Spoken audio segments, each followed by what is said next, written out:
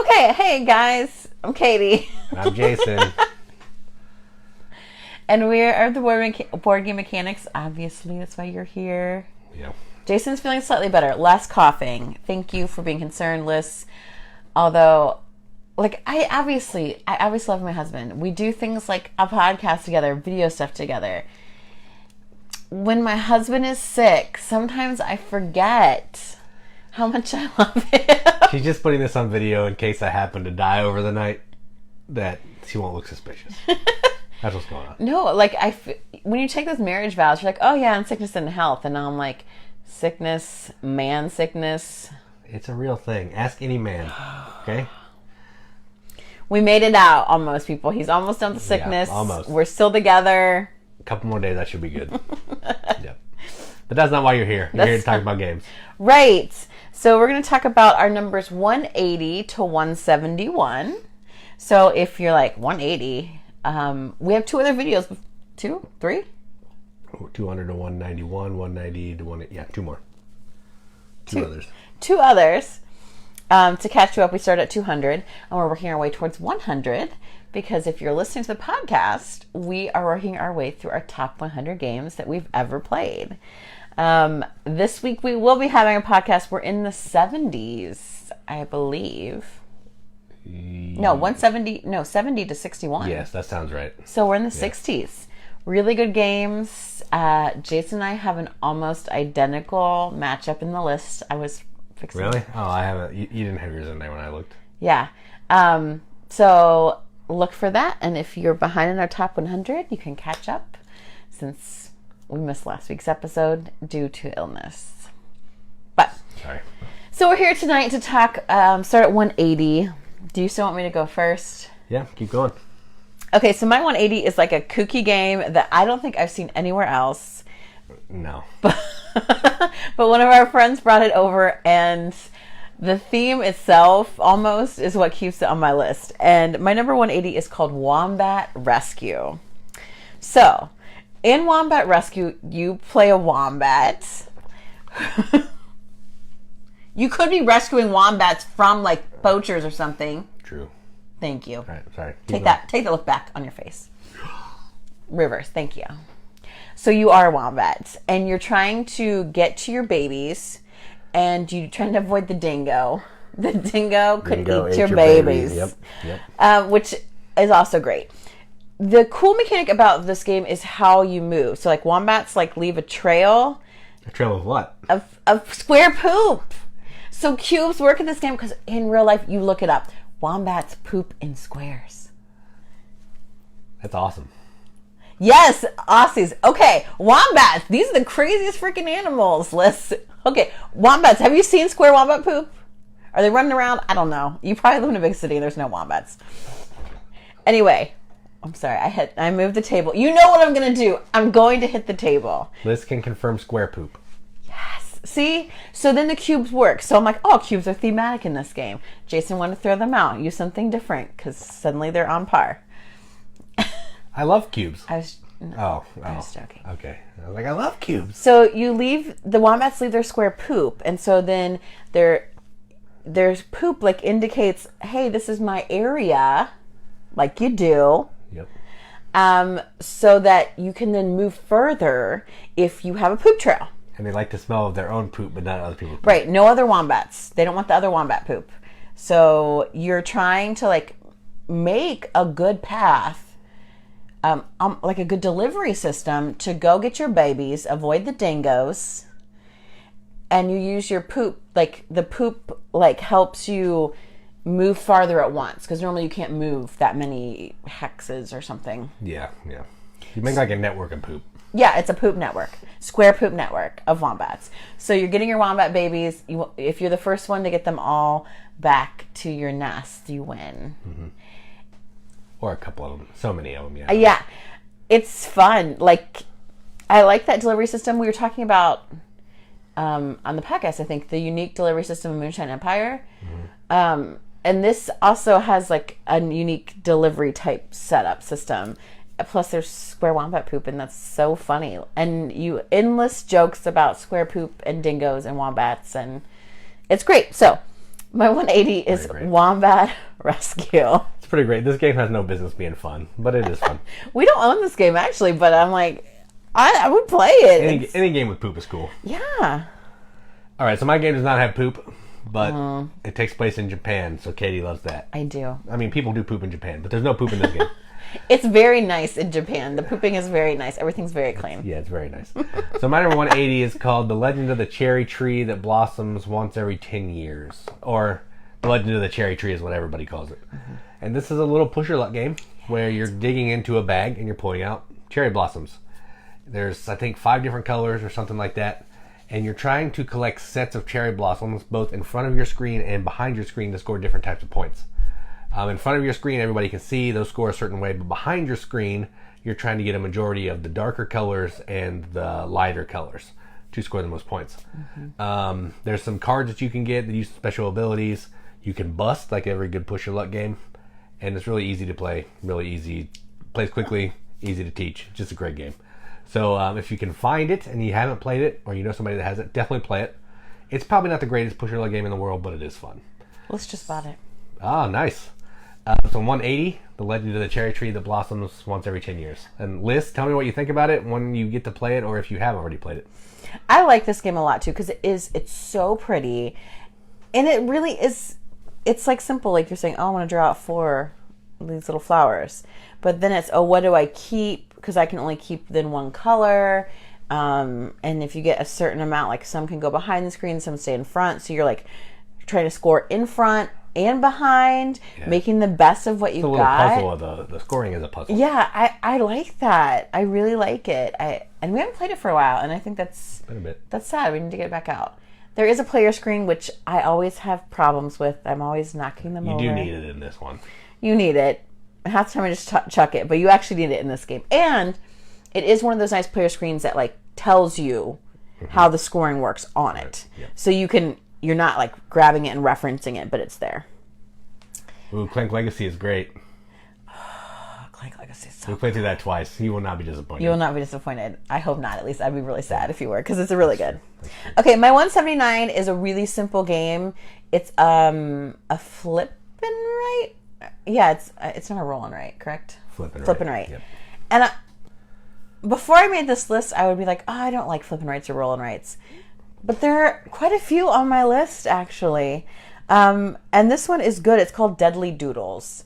So this is like if you took a dungeon crawl kind of and made it really, really, really simple.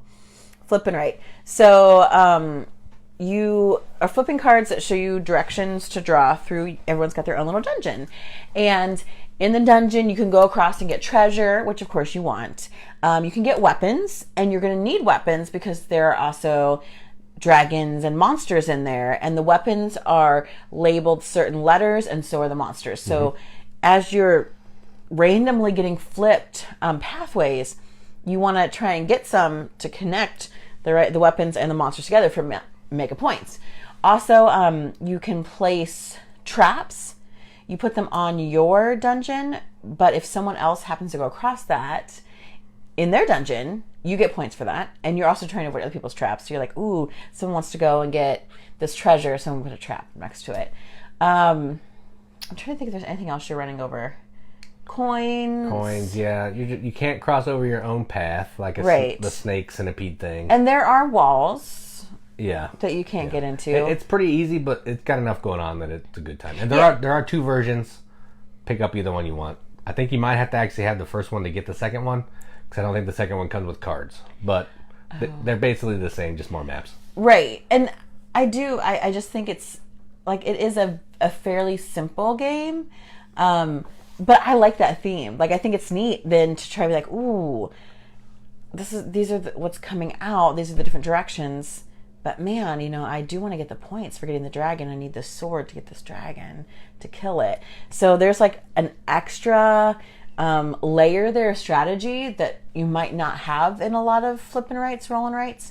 So that's why I really like it. So my 179 is Deadly Doodles. It is good. So Alicia, tell her about this one. It's not my favorite flipping right. That's Silver and Gold, which Silver and Gold is better. I don't know if I've talked about it on the podcast yet, but I think I will. I think it's in my top 100. I think it's in my top 100 also. But Deadly Doodles, really good. I think I like flipping rights better than rolling rights. I don't know why. It's the same thing. Yeah. But a lot of the flipping rights involve like Tetris shapes, and I like that a little bit more. And I don't, but I just pick the cards up and I hold them. That's true. Yeah. And since I can erase, I'm like, guys, you're going to have to give me an extra minute because I got to make this shape work on my map. But it's fun. Yeah, 179, Deadly Doodles. All right, so my number 179 is a game that we haven't played a lot. I think it might have been I think I played it twice. And it doesn't work as well as 2, which I think is the problem. And it's called Argent the Consortium. So I'm going to try to explain this to the best of my recollection. I know we played this, but I don't remember it all. So Argent the Consortium, you're taking on the role of like wizards at a wizard school or witches at a wizard school, whatever. And it's a worker placement game. You're going to these different locations and you're trying to learn spells, acquire knowledge, to earn favor with these certain amount of instructors that you don't know what they're judging on. So there's one of them face up, but there's like 8 more of them that are face down. So you're trying to figure out what do they want. So there's some cards that'll let you go look at some of these instructors so you have a little bit of inside knowledge of what they're going to be scoring you for at the end of the game. Because all your points in this game, you score some during the game, but they're worthless. You only care about what you're getting judged on by the professor. So you're trying to figure out, how do I look at these cards? What does this professor want? And am I collecting the appropriate thing that I need? Because everything's not in the game. There are some things that are not going to score at the end. So you may be working on that and it's not even in the game. So you're trying to, most of it's in the game. So if you're working on it, you're probably going to score. But your opponent might be doing better. And they know for sure that it's in the game. So it's a nice little puzzle to figure out who's voting or passing influence on what. And trying to figure it out. And I really like it. It has minis that are fun. So if you like minis, this is definitely cool. If you like the wizard theme, that's fun. If you like set collection and worker placement, check it out. So my number 179, Argent the Consortium. I was trying to share us and share on my personal Facebook page, and then I you need to make sure the volume's down. started talking out loud. All right, so you're up. 179. Yes, I remember that, and it is because you got to find ways to see what you want to collect, and you're never going to see all of it. You only know one for sure. Mm-hmm. And some of them will flip as the game goes on, but not all of them. Yeah. I remember playing that once. It's good. It's just better in more than 2. Yeah, I just remember playing it at 2. So, my 178 is I want to say it's too easy, but it really isn't. And that game is Sansouci. I don't think that puzzle's easy at all. It was behind us. Yeah, it's down there somewhere. Oh, okay. Never mind. We'll get it. It's a Ravensburger game. The art isn't great. What are you talking about? The art's great. Okay, you guys can check this out. It looks like a Cromer and Kiesling game. It's a Kiesling, right? Yeah, it is a Kiesling, yeah. I don't know. Y'all know I don't know anybody who does anything. So in it, you are building a garden. The Garden of Sansouci. Right. So what's happening is there's these cards laid out of different types of things you're putting in your garden. There's like topiaries and a hedge maze and stairs and arches. Monkeys. There are no monkeys. Yeah, there's a bunch of different things. Yeah, like a fountain. Fountains, mazes, there's gardeners that come in there. Well, the gardeners don't. They're just wild spaces, basically. Yeah. Yeah. Herb gardens, those kind of things. So these cards are out there, and you choose, or tiles, and you choose what you want to play By playing a card. Mm-hmm. So each tile is numbered. The colors. Color. Each tile's colored. Yeah, there's colors. Because it dictates where they go. Yeah.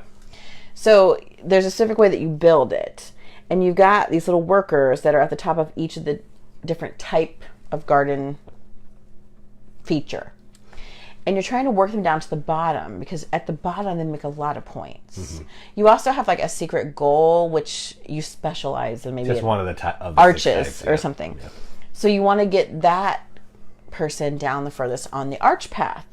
So you're trying to put all the arches in there, and you can also jump over to like another path to come back onto your path. So there's some creative movement. Mm-hmm. I still don't understand wild spaces, so I just don't use them. I don't know. I always screw it up every time. But it's just kind of like a little puzzle of how do I put this garden together to try to get all of my people who are walking through it down the farthest on all the paths. Mm-hmm. And that's how you score the most points. It's the gameplay itself is fairly simple. Playing card to take tile. Yep. That's it. But then puzzling it out, what needs to go here, what card should I play to my advantage now. And you only have a couple wild cards, and once you use it, you're out. Because you're going to play through all your cards one time.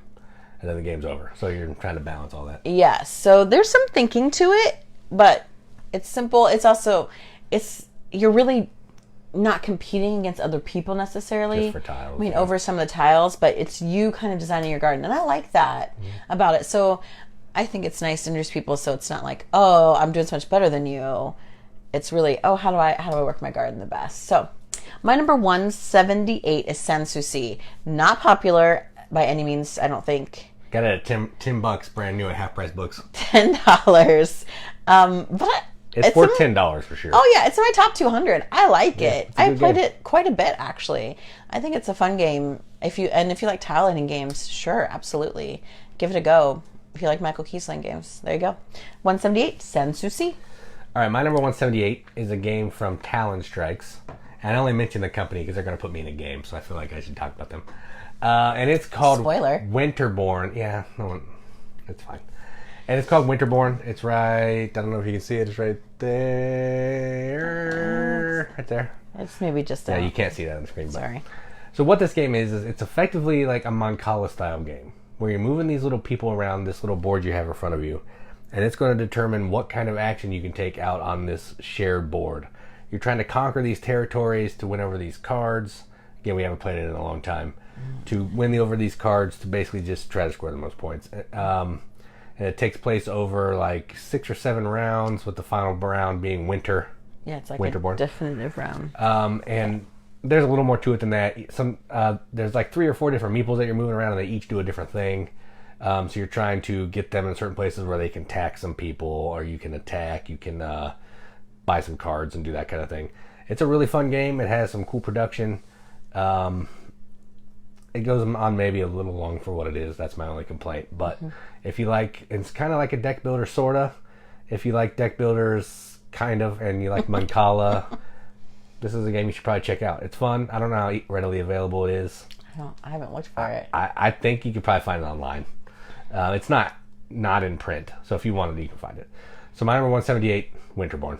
And it's kind of a small little box for what's in it. All their games boxes are tiny. Which I am always a fan of. My 177 is an implementation of a game that a dice implementation of a game that I actually like the original better. I'm pretty sure that I will cover it in the next couple. Get over yourself. It's Sushi Roll. So 177 is Sushi Roll. It is the dice version of Sushi Go. So everyone has a little conveyor belt. You have these dice that you plug in a bag that have different types of sushi, sashimi. Some have like chopsticks menus, wasabi on it. Some have the maki roll. So there's different colored dice that have like kind of the different types of sushi that you have for set collection. Sushi Go. Mm-hmm.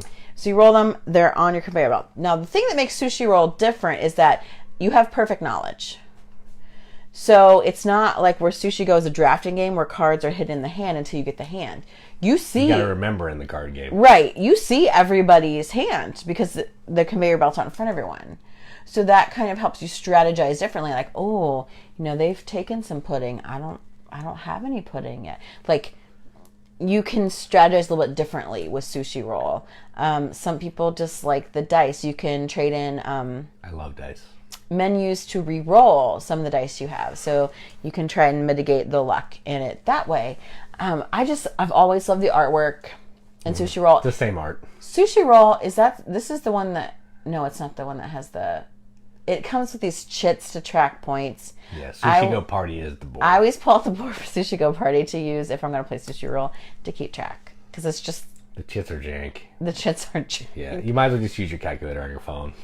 But the gameplay is fun, and you can even see, like, by the color of dice that are out there, what kinds of things are available too. So it just is a different way. You've got knowledge you can maybe assess a little bit differently play the room more with Sushi Roll, but I really like any of those games like that. Of course, Asian themed. So 177 Sushi Roll. All right. Oh, okay. So do I think it depends on which game you played first that determines which one you like better? I would say... Are you talking about Sushi Roll / Go? I think so. Yes. I would. In my case, no, because I prefer cards over dice almost any day. Like Bang, the dice game versus Bang. I played regular Bang first. Bang, the dice game, actually makes it quicker. Mm-hmm. So I almost prefer that one. I played Sushi Go first, then Sushi Go Party, Sushi Roll last, and I like Sushi Roll better. But Jason loves dice and push your luck. Yeah. So since that's not my bag. I mean, there's no push your luck in Sushi Roll, but it does have dice and it looks cool. So sometimes like nostalgia will play into it. But if a game does something better than something else, I actually will probably jump ship. But Sushi Go Party is probably a better game because there's more options. But I like Sushi Roll just for the dice and the way the conveyor belts move around. I just think it's more enjoyable to me. Yeah. All right, so my number 177 is a bag, pulling stuff out of a bag game with some auctions. I do love both of those things. And it's called Mercato, whatever. It's from Ravensburger. And what you're doing in this game is you are trying to win different like types of perfume, artifacts, jewels through these auctions. And the way that you're doing that is you're reaching in a bag and you're pulling out like 3 or 4 different coins. There's different colored coins have different values. And some of them can only bid on certain things. They need certain kinds of combinations to win that. There's also counterfeit coins that you pull out and do absolutely nothing. They just clog up your bag, which is super annoying. And then there's white coins, which are like wild. They can be whatever you want. So nice. So when you pull it out, you're going to take those coins and you're going to assign them to, I think, at least one, but you may be able to go to multiple auctions. And you're trying to hit what they need to pay for it before other players. Because on all 4 sides of the tile is where one of the players is going to put their tokens. So you can kind of see what's going on. So it's a really slow auction, but it's cool because you're pulling stuff out of the bag, and it doesn't feel as slow as it actually is because you're always doing something, and it's just fun. So if you like auction, you like pulling stuff out of the bag, you like games that are underrated and no one talks about, you should definitely give it a try because it is fun. It doesn't get a lot of love. I don't know why. It's the same guy that did Istanbul, and I don't remember what else he's done, but he does lots of... It's Rudiger Dorn. He's done lots of games. The art is terrible. The art is terrible. It's real bad. It looks gross, but it's really fun. So, my number 177, Mercado. We'll come back to that. My 176 is... Oh, Tim must already be in bed. My 176 is a Cthulhu game. Probably one of 2 at the moment that I actually like. And that is Kingsport Festival. Cthulhu, yeah. I mean, it has Cthulhu in it, but it's a worker placement game. Yes, essentially. And so this is what we're streaming right now. Did I just mention his name? That was Scott. Oh, different one. So Kingsport Festival, isn't it implementation of something? Like there's regular Kingsport, right? There's Kingsburg. Kingsburg. And then there's Kingsport Festival, which is the Cthulhu version. So I like Kingsport Festival better than Kingsburg. I don't know why. Like the theme is pretty light, I would think. But you've got all these little portal type things around the outside of the board. It takes up a huge amount of table space for this game. More than it should. But everyone has dice that they're rolling. And based on the value, you're going to place your dice to collect stuff. So dice placement as workers. You're going to use these things then to be able to secure a spot on the board. Mm-hmm. You can also get cards that will give you maybe weapons or some kind of specialty. You're also working on your sanity, because what's a Cthulhu game without caring about your sanity? You got to be sane so you can slowly go insane. Insane in the membrane. So you're working, your sanity is kind of fluctuating. That's another track that you're working on. And then periodically these investigators come and try to like destroy the party. So you got to fight them off. Or wait, yes, because Yeah, you're the bad guys. You're the the bad investigators guys. come and you're trying I was to like, wait, do I make want to sure be that the you can investigator? overpower them, yeah. Yeah, so you have to be able to overpower them, or you lose stuff. You also get points from where you're on the board, and it kind of moves out like low level, and then you have to have more and more, obviously, items as you move out to the bigger point spaces on the board. It's a dark black board. I like the colors on it. Like, I mean, the art isn't great. It's black. But it fits the theme, the light Cthulhu theme. I don't think it's my favorite Cthulhu theme. I think I like Ancient Terrible Things better. But it's very similar. Rolling, assigning your dice. I like it. Obviously, it's my 176 Kingsport Festival. I like this game a lot. It has 2 problems for me. It's too long, I think. It is long. It's a little long. It is long. And it takes up way too much space on the table than necessary. It is huge because you've got this whole board, and the board's not small. Yeah. And then you have all the different... And they're like this big. These cards. All the gods are like this big. For all the different number possibilities, combos for your dice. So... Yeah, it's big. It is big, but otherwise it's a good game. Yeah, so outside of that, and it's really cheap. If you want a copy, you can find it for, I think I found it on Amazon for like $5. It's crazy cheap. I feel like that's the theme of most of our games. You can find them cheap. So even if it's not great, I like it better because it was cheap. So how about that? My number 176 is a game Katie probably has rated higher. I'm not as big on deduction as her, and it is Mystery of the Abbey. I think I might have already talked about it in the podcast. Oh, maybe. And this is a game kind of like Clue, where you're trying to figure out who died. Somebody got killed. No, you know who died. Trying to figure out who killed the person. The same kind of thing. But in Clue, there's 3 cards. You're trying to figure out the monk that did it in this one. And you're doing that by moving around to these different rooms. You're questioning people. And the way you question is you can ask somebody, if you're in the same room as them, you can ask them a question. If they answer your question, then they get to ask you a question and you have to answer it. Or if you ask them a question, they can take a vow of silence and you're done. So you don't get any information. They're not going to get any information either. But that's just the way that it works. So it's Clue-esque. It's more of a game because there's parts where we're going to ring a bell and we're all going to have to go back to the chapel and then start over, like kind of move out back around again because we have to go worship. We got to stop investigating the murder. Yeah. But if you can find it, that's the tricky on this one. It's really hard to find. It's really expensive. Occasionally it'll show up. Still be like $50. But if you can find it and you like Clue, you like deduction, you like Days of Wonder, all those things, or any of those things, check it out because it's really good. So my number 176, Mystery of the Abbey. It was my number 91. So it was our first episode of the podcast, Top 100. Yeah, I love this game. It's like, Guess Who and Clue had a baby. That's what it is. It's good. My number 175 is a game that we don't have. We had to return our prototype. Oh, yeah. But I actually I would like this game because the packaging is really cool in the actual version. And the game is Roll Camera. So in Roll Camera, you're working to build a film, basically. It's a cooperative game, which is interesting. But each of us has a different part as far as a crew member goes. So that gives you a special power, which I really like. So it's asymmetric player powers to be able to get this movie made. And there's cards that kind of determine the genre at different stages in the movie. So you're trying to be able to match those. You want to keep the actors happy. Keep the budget down. Keep the budget down. Get your scenery done. Just lots of like little moving parts, but you work together. I like that idea because you can get really thematic with it in the way that you talk and work through it. The production quality on this is really cool. I really enjoy it. And I do wish we had it. I haven't looked to see how much a retail copy is.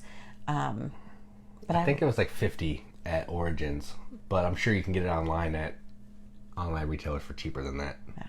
$40 probably. Ish. Check it out. But it is a fun game, especially if you like movies. I am ancient enough that I worked in video stores. I worked at a Blockbuster.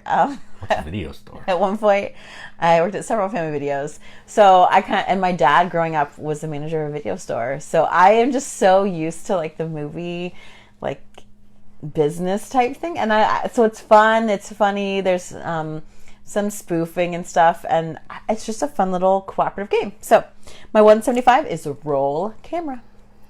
All right, so my number 175 is another Talent Strikes game. Is this like video brought to you by Sponsored by Talent Talent Strikes. Strikes? It's not. It seems like it, but it's really not.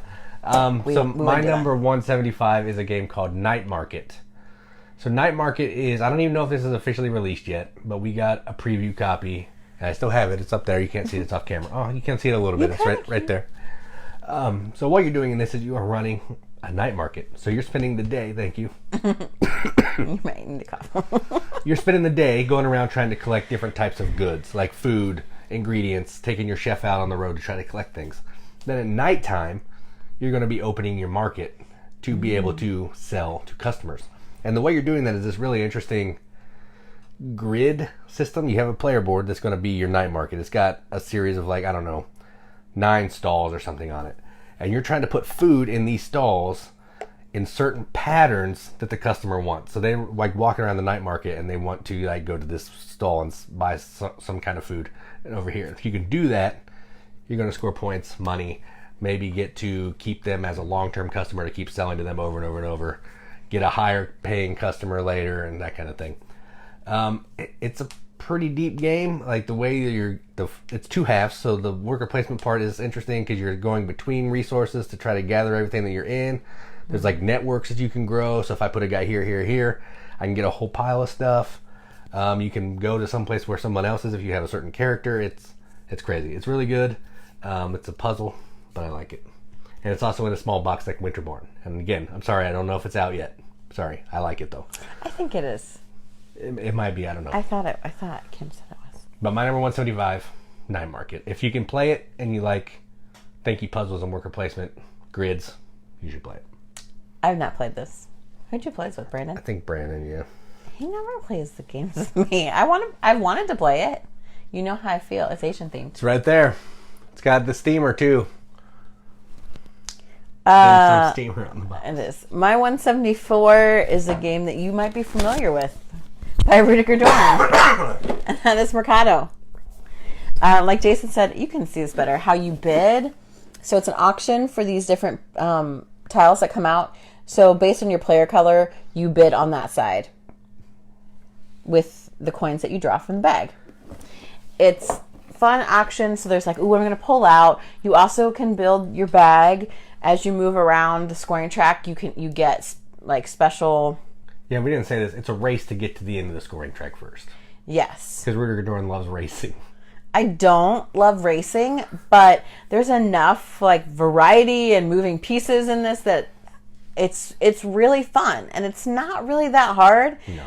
But you're still ooh, how do I get a wild coin to put in my bag, and how do I balance that? Because then there's one point where for every wild you get, it's there's some negative to it. Could be. Yeah, we haven't played it for a bit. It's been a while. I remember the basics of it, but I don't remember all the little and you're trying to collect points off these tiles as you get these artifacts, and so it's this tight bidding, and you're ooh, I think I've got this, but if you don't draw the right color coin on the bag, it's gone after your turn. It is a fun little auction game, ugly as sin, but I like it a little better than Jason. So my 174, Mercado. It's pretty ugly, yeah. All right, so my number 174 is a game that I did a video on last month for our Halloween themed playlist. What's over here? It's right here. You can see it in the screen. And it's called Demon Worker. This is a little tiny worker placement game where you're taking on the role of a different demon or underworld guy. There's Beelzebub, Asmodeus, Satan, and what's the other one? I can't remember what the other one. There's 4 of them. It starts with an M. Yeah, I don't know. There's 4 different characters. It doesn't matter. They're not asymmetrical at all. They're just characters. And you're taking on the role of these different people that you've taken down into hell. So you start out with a couple humans. You got a couple human souls. And what you're doing is you're sending out those workers to the earth, or the overworld, or whatever you'd call it, to reap more souls. You're trying to collect different types of goods, different souls, to ultimately fulfill these victory point cards, which basically means I need to have these tokens at the end of the game to turn them in to score a bunch of points. But they're funny plot texts of it's plans to take over the world. It's real ridiculous. It's a cartoon theme. The theme sounds super heavy, but it's just ridiculously cartoony. It's fun. I don't know if it's in print anymore. I can't tell you that. I thought I read that it wasn't, but again, sorry. It's good if you can find it. If you like worker placement, it's all the board is all cards, so you just lay these cards out, send your little disc to the cards to do the action. It's good.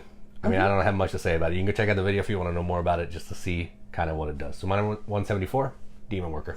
And like as you employ different demons for you, like they allow you to convert resources in different ways, and you do have to pay different them things. food to send them out. Yeah, you have to be able to feed them.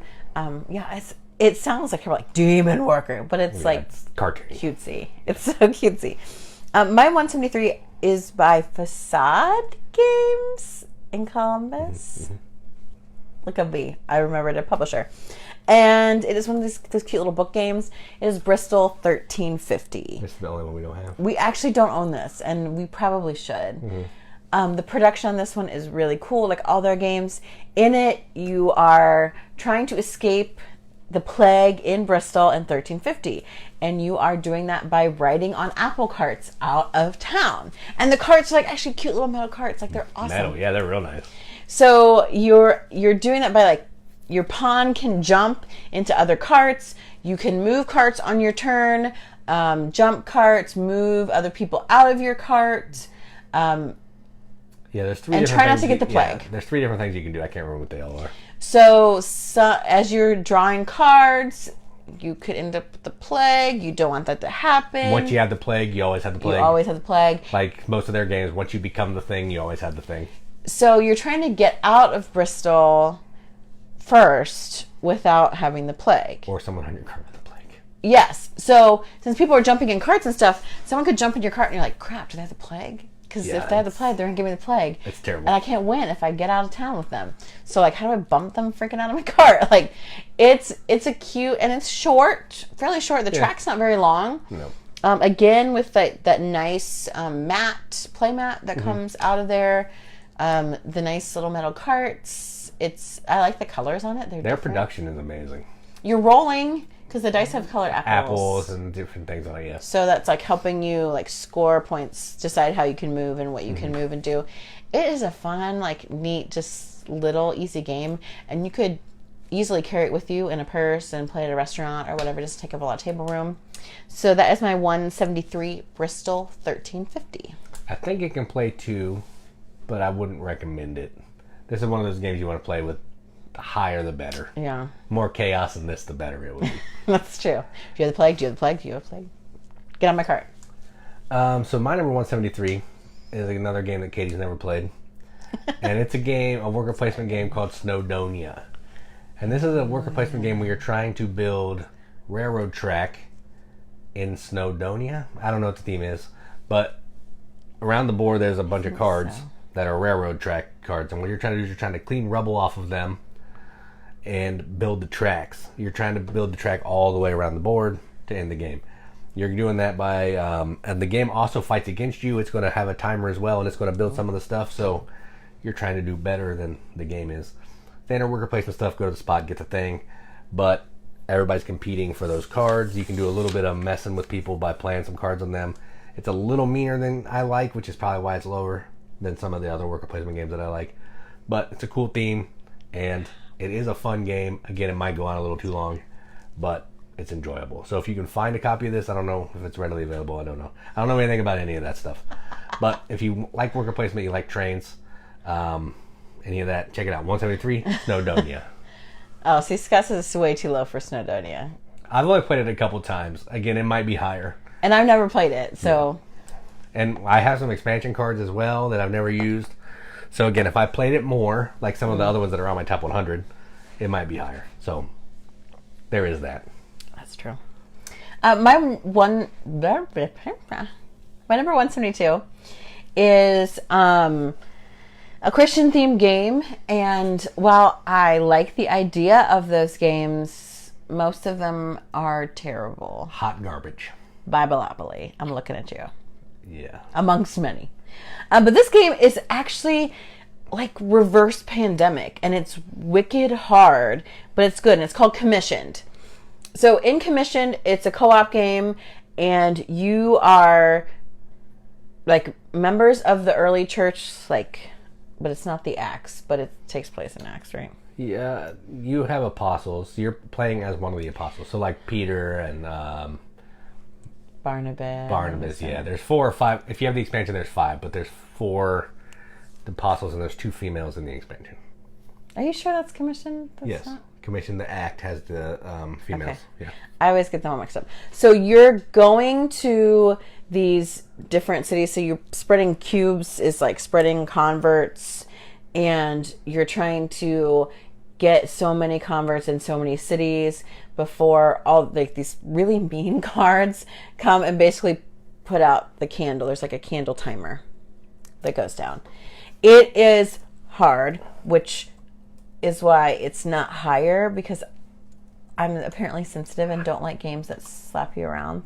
And this really is one of them. I mean, it's mimicking like the persecution of the early church, which you can read about in Acts, and everyone scattered from Jerusalem after Saul did his thing, and they're everywhere, and just crazy stuff is happening. People getting thrown in jail, and so that's happening in this game, and you're still trying like, oh, we lost some people at that church. Oh, how do we? And you have to have so many people to help spread and start a new church plant, and so you're doing reverse pandemic and pushing out cubes. Yeah, terrible events happen, makes cubes go away, put your apostles in prison, send your missionaries away. Yeah, it's bad. Yeah, so I like it because it's actually a challenging game, based on the Bible, and it's cooperative, but it is hard. So it's pretty fun though. Like, I don't know if you can find this either. I don't even know how we came about. They sent it to us. Okay. I think you can find this one. Of all the games that we've talked about, I'm pretty sure this one's available. Yeah, this is less kind of...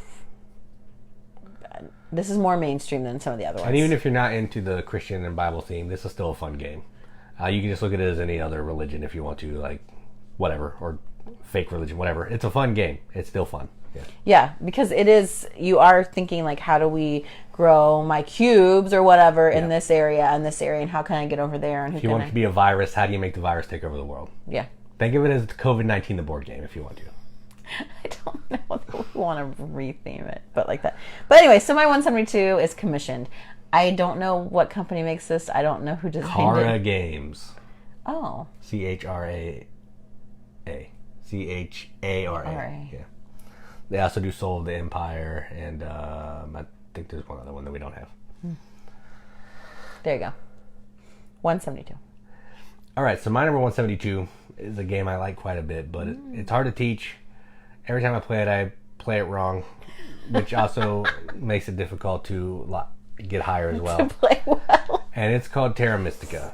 So this game is, it's basically you're terraforming different tiles to your specific type that you like. There's a cost to terraform based on how far away it is from the tile that's already on the board. And then you're putting different buildings down. Different buildings do different things. They're going to unlock different abilities. Some are going to give you income. Some are going to give you cultists to get sent out that you can keep. Some are going to give you these power tiles. You're also going to be, if you're building next to another player's buildings, it's going to give you some kind of power that you can put into your little bowl of power. It's got a lot going on. It's awful to teach. Playing it with more than 2 is just death sentence. Don't do that. I like it. I just wish I could remember how to play it correctly every time I play it. So that's the struggle. It's a fun game, but there's so many rules. It's a fat rule book. All the player abilities are so different. So you got to kind of know what all those do as well. It's a lot. It's a fun game, and it would probably be higher if I knew how to play it better, could teach it better, and played it more. So my number 172, Terra Mystica. I think I played this once. So Jason, you did teach me one time. Incorrectly, because at the end of the game I was like, oh, we should have been getting these all along, and we got one of them. That's why we weren't getting anything. I believe you still stomped me. I stomped you pretty bad. But people had said, oh, you should try Terra Mystica. It's really good. Yeah, I played Clans of Caledonia too, Scott. It's similar, but Clans of Caledonia is a lot easier to teach. It's a little bit more streamlined than Terra Mystica. Why don't we own that one? Why do we own Terra Mystica? I tried to get it. It's hard to find. I can't get in trades. I got Terra Mystica in a trade for like Jamaica or something. Oh, because I didn't like that one. It's fine. I don't know. I would have to play it more to rank it, and I honestly didn't like it that much, I think, to play it more. So I think the first time is a little rough. I think if you played it more than once. We played it wrong, so. Yeah, and we played it correctly. you would like it a little bit more. Oh, play it on BGA. I'm gonna select a copy. I don't play games online. I do sometimes. I feel like I played Stone Age a ton on BGA. I should. I hate Stone Age. I still don't even know if I played it correctly on Board Game Arena because I don't know what those freaking cards do. I'm collecting them. I don't know how they score. I need to play that one in real life. That's my thing. Is like I play it on BGA and I don't know if I'm playing it correctly. Like the game tells you if you're playing it wrong, but that doesn't mean that I understand what I'm doing. So yeah, and BGA Board Game Arena. If you don't know what we're talking about. Do you have to like sign up for that and like there's get the thing? Free. I only play the free games. I don't actually want to play the ones that cost money. So I've only played Toledo, Stone Age. And I think I played something else once, but some of them take too long. And you can do where like I take a turn and then it'll send you an email. It's your turn. Because I was playing one with Joel. We played for like 3 weeks. A game of Stone Age. Like it'd be, oh, it's my turn. And then I'd go do something 3 hours later. Oh, it's my turn again. Yeah, I think I don't play games online mostly because I am like online impaired and not very good at like, I'm afraid like, oh, I gotta set this whole thing up and like suss it out and like all this stuff. Hey Fred, what's going on? Fred, is it past your bedtime? But I probably would play more games, I guess, if I did that. But I also really like physical pieces of games and playing with the people in real life. So that's... I like that too, but I also like to... I do get tired of playing solo sometimes. So going on BGA, at least playing through a game that I kind of like, it's kind of fun. Aw, Scott and Fred, online buddies. I love it, you guys. Oh, I see. All right, next sorry. for you. Jason's moving us along. So my last one of the night, I guess. I mean, I could pull up my list if you want to go more. We could do a couple more. People actually are watching us.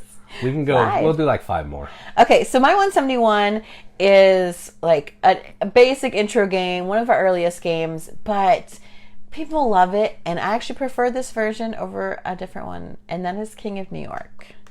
King of New York is like Yahtzee in some ways, because you got a handful of dice and you're chucking them.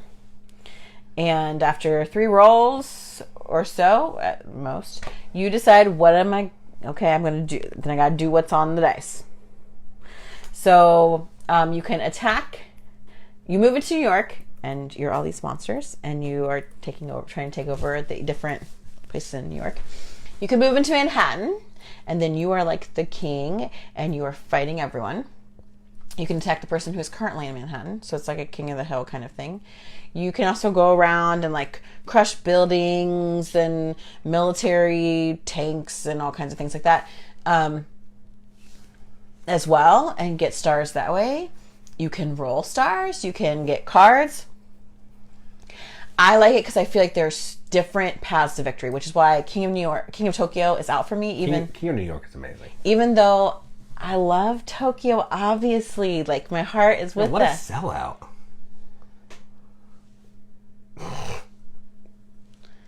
But I do love multiple paths to victory, and so I like to go for a pure like star victory. I like watching the video play. Like it's funny. Sorry. Where I make these faces at you. So that's why I like King of New York, and I always play the same monster. I am always the Kong one. Jason is always the guy with the fishbowl head. Yeah, got a fishbowl head and swinging a boat. Till somebody else takes it. Right. We don't have the power-up ones, which I think would be kind of cool, but...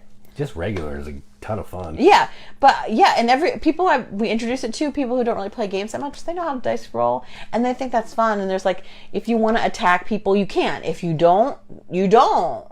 And you can't gain hearts in New York. Like that's... Can't gain hearts in Tokyo either. Can't get hearts in Tokyo either. So it's just a fun, basic game.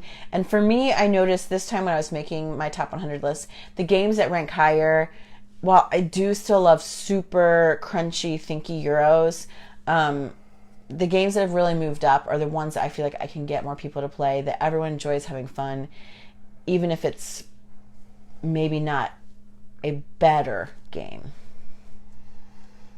Yeah. If you don't like King of Tokyo too much, would this change your mind? Probably not. It's Yahtzee still. It still has the same thing going on. But it's not only attacking. That's true. That's you what I can like get about points based on buying cards, just by rolling dice. You don't ever have to attack anyone. It is possible to win. I don't know how feasible it is. Have you won like that? Oh, yeah. Yeah. I win by just collecting stars. Like, there's a point, the cards that you can get, where if you roll 3 or more stars at once, you get this card, and it makes all your stars count more. So I've won that way. People are like duking it out, and I'm like, I want to crush some buildings, roll stars, I'm out. Right. So for me, I think there are people that love King of Tokyo, love like the attacking monster thing. This is the only way I would play it to make it palatable, because I can do other things. Yeah, because you can crush buildings, crush tanks. Like, you don't ever have to attack anybody. You can get points that way too. You can get stars and energy that way, which is cool. Yeah, so yeah, I would definitely check out King of New York. I prefer it, absolutely. I would play King of Tokyo. I just feel like there's more going on in New York, which is what I like about it. Yeah. Yep, so that's my 171. My number 171 is a game from Days of list Wonder, now. and it is called Cargo Noir. Now, I know a lot of people don't like this game. It gets a bad rap because it's an incredibly slow auction game. Apparently, I like slow auction games. That's the second one. So you're taking, you have these little boats. You're going to a location. And when you go with your boat, you're also going to be sending some coins out as well. And they're real fat plastic coins. They're real nice. So I'm going to go to this location. I'm bidding on these tiles. It's a set collection game. So I'm going here. There's 5 tiles. I'll go there with 3 coins.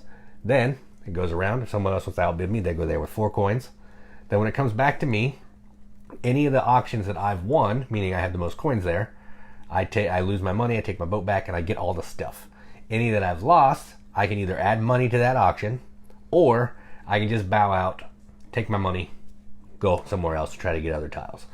I like all that. Because sometimes you can spend 4 or 5 rounds fighting over 3 tiles, and you've shot yourself in the foot. So you don't want to do that. And the only thing I don't really like about it is I'm not sure what goes on in the last round.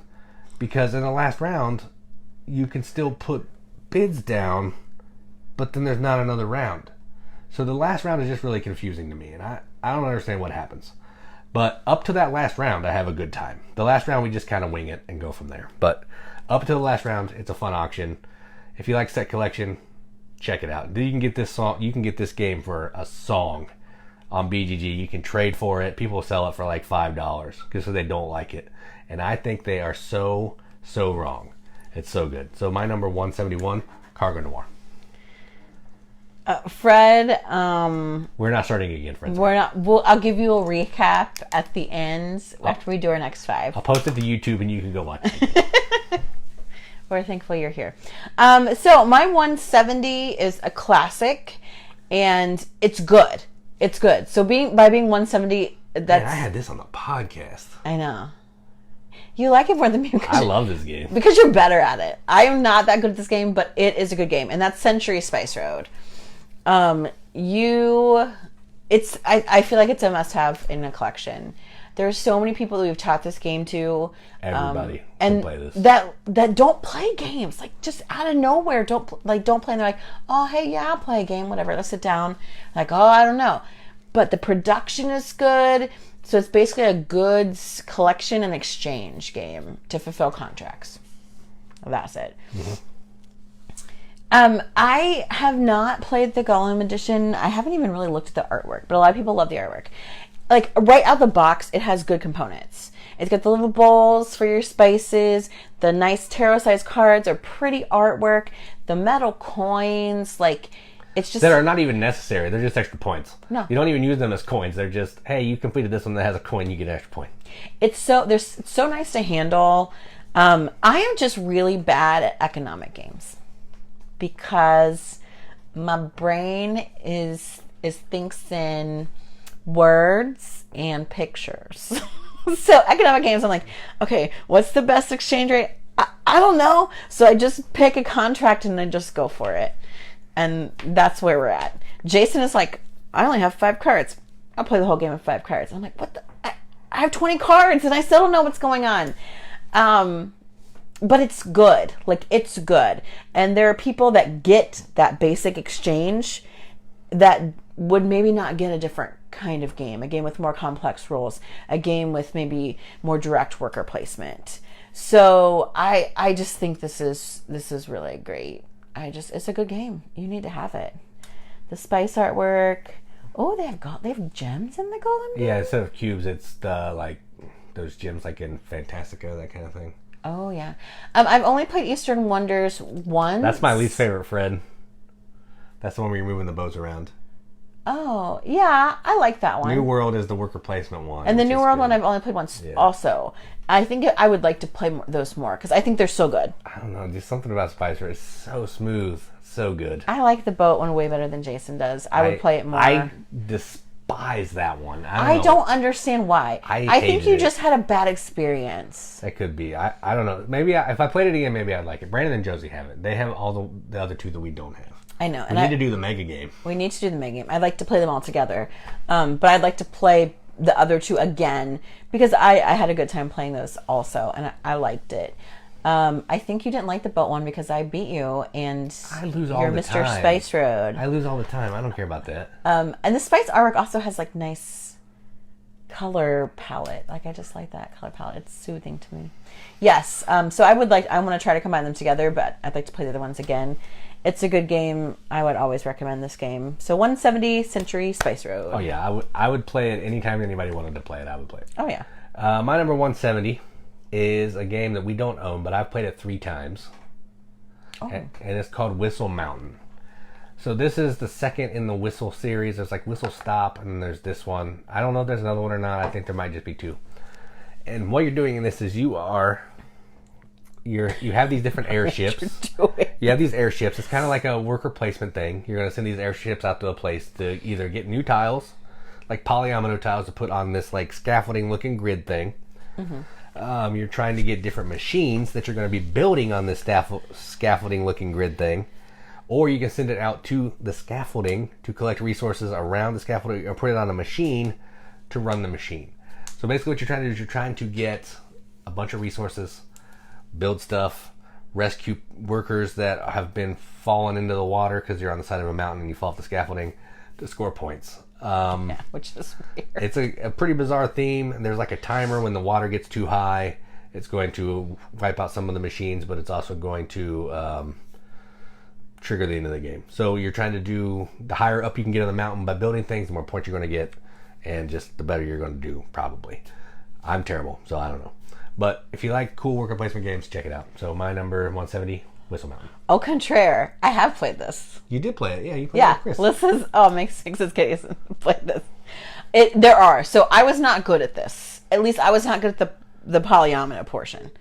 That was the worst. Like how to get a building to fit. Oh yeah, that's definitely the hardest part. I could not do that. It was terrible. I like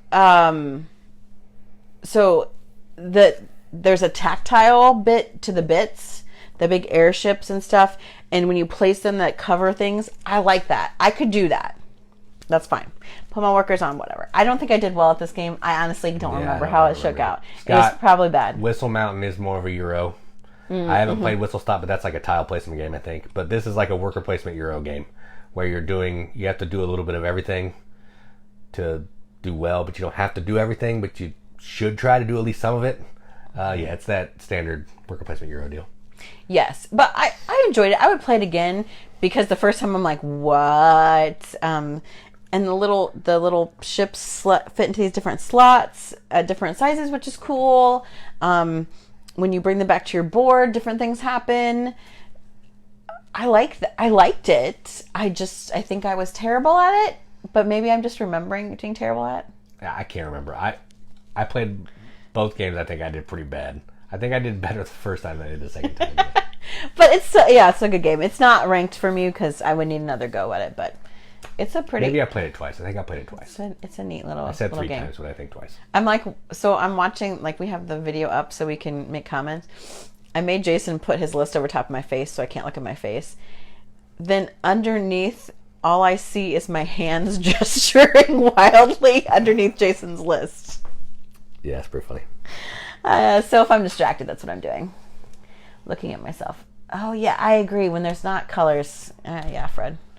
The worst is Red Rising Deluxe. Those bits. Freaking tell them apart. Fred, you can watch the video. I talked about that. Fred, yeah, you won't be able to play that one. Yeah, I'm color weak, not blind, and it's impossible. Katie's not any of it, and it's really hard to see. It's so hard, right. Yeah. So, well, that was you, yeah. Yep. My 169, we spoiled it in our discussion earlier, and it is Sushi Go Party. I really love Sushi Go Party. I don't love drafting games, except the next one I'm going to talk about is also drafting. I don't love drafting games except all of them. Except all these are drafting. No. I obviously love the theme. It's back here, I think. Oh, it's over here. I like it that it's in a tin. I love choice and variety. And you get that. Like, there's lots of different appetizers you can choose and lots of different desserts. So this is, if you don't know, this is a card drafting game. There are certain picked out items on the menu at your sushi bar, I guess. And you're going to get a hand of cards with a variety of them. And you're trying to collect to get the most points for each round. Desserts are scored at the end. Certain things you might need 2, 3 of them. You might need a combo. You might just try to have the most of like the maki rolls. The artwork is my favorite. It's so cute. The miso soup looks like he's my Japanese grandpa. It's adorable. I get caught up in that. Like, oh, look at this cute little. Oh. Same art as Sushi Roll, but it's more prevalent on the cards because they're cards and not dice. Yes, they're bigger and you can see them. I like it. Also in Sushi Go Party, there's the conveyor belt is the scoring track with these your little sake bottles to keep score, which is nice, better than stupid chits. Well, it also holds what cards you're playing with too. Scoreboard. So it's not the just scoreboard. the They sit down in there so you can see the cards. You can see how they score. Yeah. That's always present. I really like that. As far as drafting games go, a lot of people are like, "Ooh, Seven Wonders." Seven Wonders sucks. Okay, I'm gonna say it right now. It does suck. You can get mad at me. I hate Seven Wonders. That game is terrible. It is the worst drafting go. Woof. Woof. Don't do it. Seven Wonders Duel, completely different story. I'm not talking about that. Drafting game, Sushi Go Party is my go-to. It is good. My number 169. I will get off my Seven Wonders soapbox. Sounds good. My number 169 is another game you haven't played.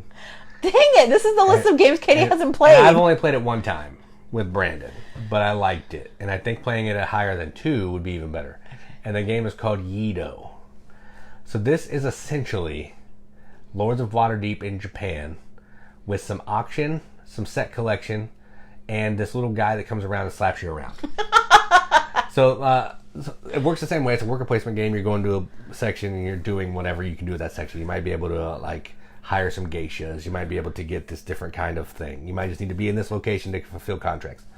Because you're trying to fulfill contracts just like in Lords of Waterdeep, but you're using that by you need to have certain rooms in your dojo or whatever and different bits to complete the mission. You may not need to have your worker in a certain location, that kind of thing. But before you do that, you're drafting to try to get different weapons, different samurais, that kind of thing. And then you're going to go do your worker placement. Then at the end of the round, this guy, I forget what he's called, Provost, I think that's Kalis, but like the Provost, he's going to move around in the location. So he's going to go, he goes in this order. You're going to know where he's going. And if you're in that location, bad things happen. So it may be a location you really need to go to, but he's going to come in and slap you around. So you don't go there. But it's Lords of Waterdeep with a little more game going on. So if you want that and you like the theme, I like it. I'd like to play it with more. We have the old and busted version. There's a new shiny version now. Of course we have the old and busted version. Well, the new shiny one wasn't out. Bye, Fred. So, yeah, if you can find the old one, check it out. If you like Lords of Waterdeep and you want a little bit more, check this out. You like Kalis, but you want to have the Provost come to Lords of Waterdeep and slap you around, check this one out. So, Yido, my number 169. So we haven't played it because it would be a 2-player and you want to play it. Yeah, I played it at 2. I want to play it at higher. Okay. Yeah, because I think it'll be better. You know how I feel about the Asian themed games. Mm-hmm. My number 168 is also a drafting game. which I don't love. But I like this game. And it is called Bargain Quest. This game is criminally underrated. I have to say that. It's so good. So, and the theme is cute and the art is cute. So in this game, you run a shop and you are trying to sell gear to adventurers. They're going to go off and fight a dragon or fight some kind of monster that comes out. So you're looking to see the adventurers that are coming out. You're looking at your hand of, you've drafted a hand of like weapons and stuff to go on your mission. Magic like potions, items. Anything you can use to help you defeat a anything monster. You would use as an adventuring party. So then also certain types of adventurers want certain types of things. So you have your cute little shop window. You put something in the shop window that allows you to attract one of the adventurers. But then you can't sell the item in the shop window. Hello, it's display. So you have to be able to back it up with what's in your hand. And so you're trying to get the most money out of the adventurer. Whether or not it's going to be good for them and they're going to help them survive against a monster, doesn't matter. You get points for helping them defeat the monster, but you really don't care about that as much. No, because they're probably not going to have them as much money when they come back later. Yeah. So you want to suck them dry before they go out and possibly die on their adventure. Yeah, it's kind of brutal. So you get a new guy. It's capitalism. It is. But the artwork is cute. You're doing this drafting thing. You can also then buy like assistance, or you can get like a second item in your shop window. You can have some storage. You can keep some items from round to round. It's just a fun little game. It's a theme that you don't see very often. I played it with somebody and they were like, this game is terrible. I'm like, I'll tell you who it is. Well, one was Joel. The other one was Brandon. And I think they thought it was terrible because I was way better at it than they were. And we actually had the version before Renegade, because we bought it from Origin, or no, PAX. The one year we went to PAX. Oh, yeah, we did buy it. Before Renegade picked it up, we actually have that, to have the version, which is smaller box, plays the same, looks the same, just not from Renegade. Yeah, it's like a cool different game, and I don't hear a lot of people talk about it. I like the theme a lot. I like the artwork. I think it's fun. It's a different way to do drafting and then utilize the draft. Mm-hmm. It's pretty short too. Like it's quick, several rounds. Like you go through have to like kill like 4 or 5 monsters. Yeah, these deck of monsters or whatever. Yeah, I like it. So that's my 168 Bargain Quest. My number 168 is a game that Katie mentioned. It's not on her list, but she did mention it. Oh. And it is a Cthulhu themed game. It's somewhere on my list. And it's called Ancient Terrible Things. So this is effectively Cthulhu Yahtzee. And what you're doing is you have a little adventure token, a little character that you are. You're going to go to one of these, I think 6 locations that are out on the board. And then each location is going to have some kind of like bad thing there that you're trying to defeat. Oh, it is. So I go to the location and it's going to tell me a combination of die faces that I need. So I may need 2 6s. I may need a 1, 2, 3, and 4 if I go to this location. But also when I go to the location, I'm going to get the bonus of the location. It may give me a token that I can spend to help manipulate dice or defeat a monster going forward easier.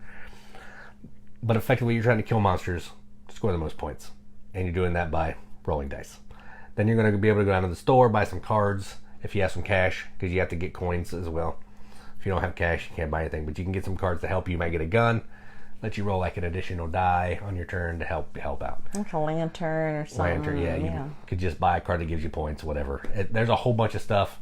It's really easy. It doesn't go on too long because there's a certain number of cards that you have to fight. Mm-hmm. And if you don't fight it, if you don't defeat it, you lose. And the card just goes away. So it's a one and done either way. You defeat it and get points, or you don't defeat it and you go a little bit crazy and you might lose some points. That's it. If you like Cthulhu, you like Yahtzee, play this one. Ancient Terrible Things 168. It might be hard to find. I think it might be out of print because it was like a Kickstarter from a small company. So I don't know. I got it in trade. No idea. I don't buy new games. Don't know. So 168, Ancient Terrible Things. I know nothing about Cthulhu. Except I hate Cthulhu. I hate Cthulhu, but this game is still a blast. This game is fun. In fact, it is like 40 spots higher on my list. So no, you don't have to enjoy Cthulhu. In fact, we have so very few Cthulhu games. And the ones that we do have aren't super themed. I have one waiting for me that might be a little heavier. Yeah, I can name all 4 of the games that we have right now. We have 4 Cthulhu games. There's Mythos Tales, Kingsport Festival, Elder Sign, Ancient Terrible Things. Is London Dread Cthulhu? It's horror. It might have Cthulhu in it, but we haven't gotten any of those cases yet. So maybe 5. Yeah. But most of them are like light in the theme. Now, Mythos Tales I haven't gotten into yet. I think that might be a little bit heavier themed. So I have not read any Lovecraft, despite my love of literature. I don't want to read any of that. So you don't have to like it, like those games. Nope. My number 167 is quite possibly one of the ugliest games I've ever seen in my life, and that's saying something, because we have shelves and shelves of ugly games. All of our games are amazing. Ugly. When you talk about how amazing artwork is, it makes me worry about like my looks. Like you picked those games and you picked me. Your sense of aesthetic is off. I really don't. I can tell a good looking game. I just don't care. Like I really don't. Artwork's not what draws me into a game, so I don't really care. It does draw me into a game, but this game is Toledo.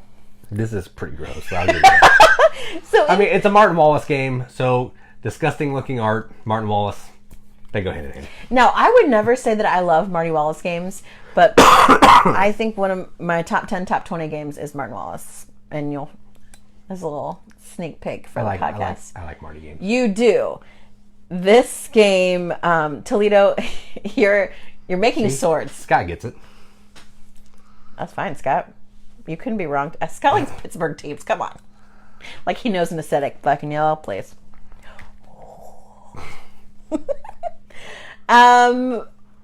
Toledo, you are building swords. So you're going around this track, and you have to have cards that match.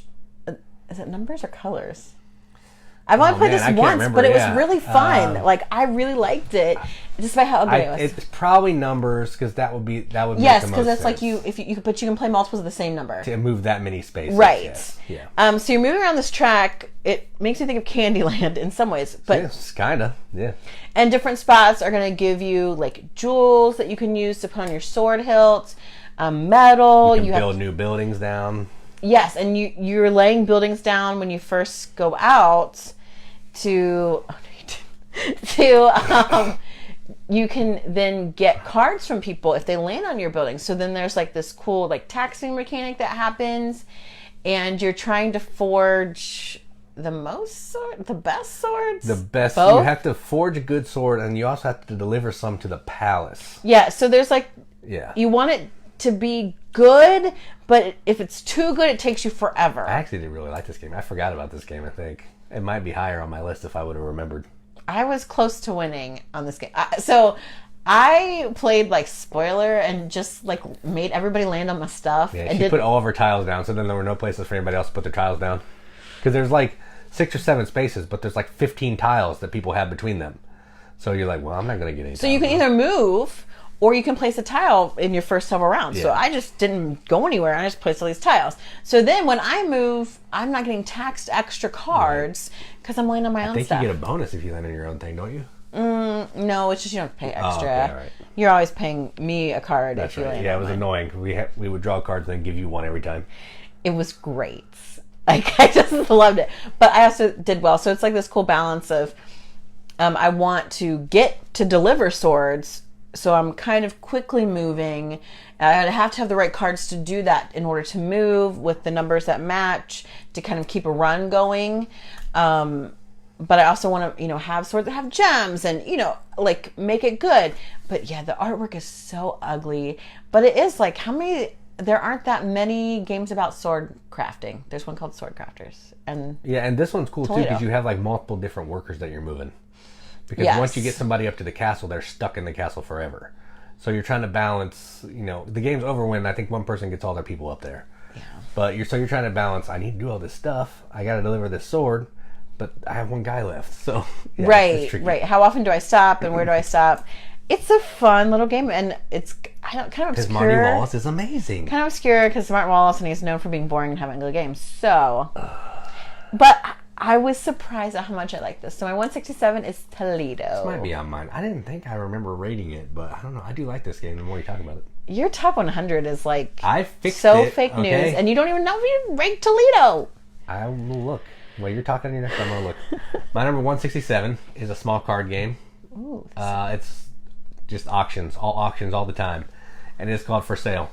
It's 2 different types of auctions. At the beginning, you're using money that you have to buy different properties, and they're going to range from like a cardboard box at like value 0. There might be something but value 0 to like value 50, which is like a space station. So different values, the nicer property, the higher number. And then in the second half, you're going to be selling those properties for money cards that are going to be flipped up. So I might sell my space station. There could be 50, 10, 5, and $3 or whatever. I'm trying to sell my space station to get the most amount of money.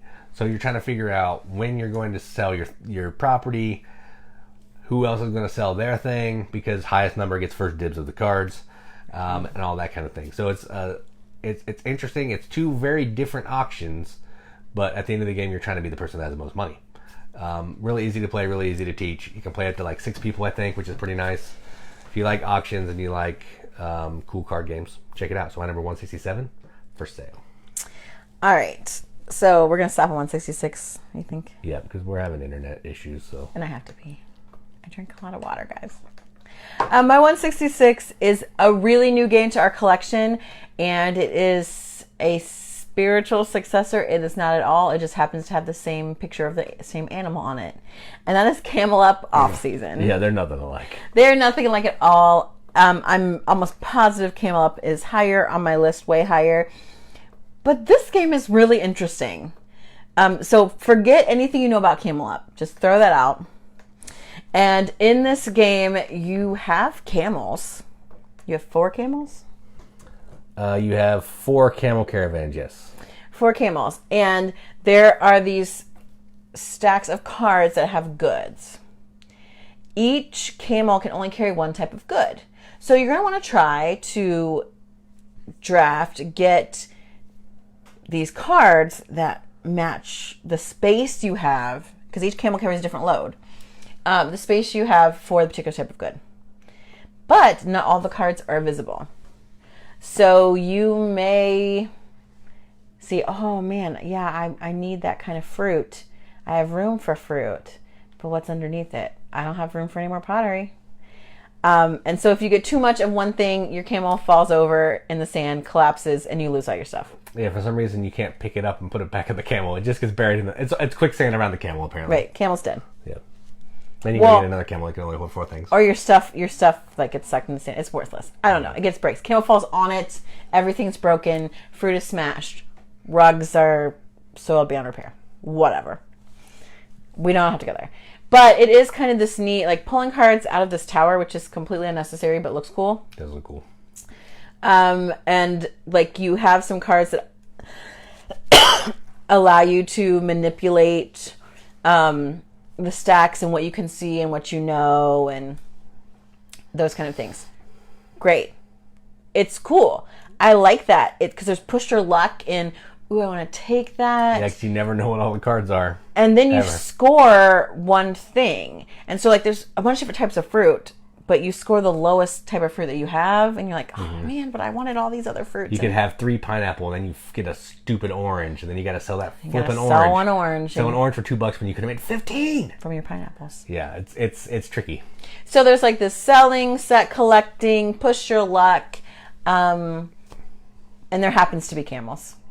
And it does have a camel from... That looks like it's from the second edition Camel Up. It does have one that's basically a first player marker. Yeah, you're bidding for first player, and that's it. But there's no racing or anything like that. It's just called Camel Up off season because apparently when they aren't racing, they're carting crap around in the desert. Which is going to do the game a disservice. They should have called it something else. Should have just called it off season. No, they should have called it like Camel Caravan or I mean anything, but it still is a good game. I like that tension there. I like what you're doing, and how you can manipulate things and look at what other people have.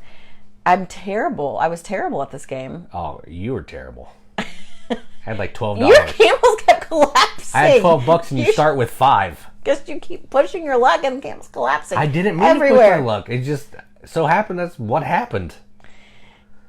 I'd never want the camels to collapse because I have like this really like relationship with the camels. Like there's this old, I don't know if you saw it, this old cartoon, like old Hanna-Barbera cartoon. It was this, I think this brother and sister, it was Shazam or something. They put their rings together and they called this genie, and they had a flying camel named something, and it was always like, woo, like that's how it talked. I don't think this is real. It's not made up. I'm gonna search for it. Up. It's an old, probably 70s cartoon, because I watched a lot of 70s syndicated cartoons. And the camel was like, woo, and the camel was the nicest thing, and I can't handle the camels falling over in the desert and losing my stuff in this game. It's a game. I know, but I'm so... They're not even actual camels. It's like a player board with a camel drawn on it. I know, but I feel like we have a relationship, the camels and I, because of this like cartoon. Actually, I'm going to look up. And if you want to see this game in action, it's on our YouTube channel. You can go check it out. Yes, so that's my 166. Camel Up, off-season. All right, my number 166, and the last one we're going to talk about tonight, is a deck builder from Japanime Games, not with slutty maids, fully clothed princesses, and it's called Heart of Crown. This is a standard deck builder. It kind of works Ascension style. There's a market. There's a deck in the middle of the table, and you're going to put stacks of cards. You're going to draw cards that go around outside the deck. I think there's like 8 cards. If there's duplicates, then you put them on top of each other. But there's always 8 different cards available for purchase. What you're trying to do is you're trying to buy cards that are going to be able to be used to acquire like different types of politicians to be used in the second half of the game when you're going to throw your support behind a princess. So the first half is preparing for the second half. And then you're going to be supporting this princess, and you're trying to be the first player to get to 20, I don't remember what points they're called, but 20 points or favor with this princess so she becomes the new queen, I think is the theme. Yes, because their father died. Yes. And he had all, like, 7 different princesses, daughters. So in the second half, you're trying to use the cards that you acquired in the first half to basically thin them out of your deck by sliding them under the princess to score points. Some of the princesses are worth points, some of them are not. But every time when you put a princess in play, you have to also give her some land. You want to give her more land because you can hold more cards under her at that point. It's interesting. So it's a deck builder with an interesting second half twist. Has cool anime art if you're into that. Not risque, just regular anime. If you don't want to play Tanto-Kore, this would be a good one to try out. There are 2 different versions. There's Heart of Crown and there's Heart of Crown Fairy Garden, which is also, it's the same, just more cards. Yeah. So pick one if you want to play one and have at it. The base game I think comes with like 20 or 30 different cards, so plenty of replayability. So my number 166, Heart of Crown. Heart of Crown is higher on my list. I like it quite a bit. I feel like it's very empowering. Like, you don't need a male successor to the throne. All the daughters, you back them. Each princess has her own. I have so much to say, but I'm just going to keep it to myself. I will punch you in front of everyone on the live stream. Some people don't know that we joke about stuff like that. Each one has a separate like power that you use that can like help you. So that even choosing the princess you're going to back is a vital part of the game. It's good. The TV show is called Shazam. Shazam? Yes, Shazam. That's the name of the genie. Chuck and Nancy, teenage siblings. They go around Arabia. The flying camel's name is Kabubi. Kazam with Shaq. Shazam with the flying camel Kabubi. And I always think about Kabubi when I play camel games. It was only like 18 episodes or something in 1967. It sounds like a quality TV 1967. That's a way throwback. Nobody watching this watched Shazam. If you did... I bet they did. I bet Fred did. You're my best friend. He might be the only. Fred seems like a Shazam guy. If anyone watched Shazam, we're going to post a picture of Shazam on Riveted. Okay, so we're going to do a quick recap because we told Fred we would. Yeah, I got to go back to my list here. Give from 180 to 166, so we are trekking right along. My 180 is Wombat Rescue with Square Poop. 179, Deadly Doodles. 178, Sansouci. 177, Sushi Roll. 176, Kingsport Festival. 175, Roll Camera. 174, Mercado. 173, Bristol 1350. 172, Commissioned. 171, King of New York. 170, Century Spice Road. 169, Sushi Go Party. 168, Bargain Quest. 167, Toledo. And 166, Camel Up Off Season. All right, my number 180 is The Legend of the Cherry Tree, Some Other Words. 179, Argent the Consortium. 178 is Winterborne. 177 is Mercato Mercado. 176 is Mystery of the Abbey. 175 is Night Market. 174 is Demon Worker. 173 is Snowdonia. 172 is Terra Mystica. 171 Cargo Noir. 170 Whistle Mountain. 169 Yedo. 168 Ancient Terrible Things. 167 For Sale. And 166 Heart of Crown. And that's our list for tonight. Yep. We have been all over the place tonight. Thank you guys so much for watching. We really appreciate it. You guys are awesome. As always, make your own list, or tell us if you found a new game you're going to check out, or a game that's like something maybe we talked about that you should check out. If you want to fight about Seven Wonders, I'm happy to do that. And also check out our YouTube. We have videos for a lot of the games that we've talked about and more that are upcoming. Also the ones that we will talk about on our podcast for our top 100. This Friday we'll drop our 60s on our list. So be sure to check that out. Yep. And I will make sure that if I cough on the podcast, it'll be edited out. Yeah. So, unlike this. On the video, we got Alex. Sorry. Yeah. So I've been Katie. And I'm Jason. Keep gaming, everybody. Keep gaming.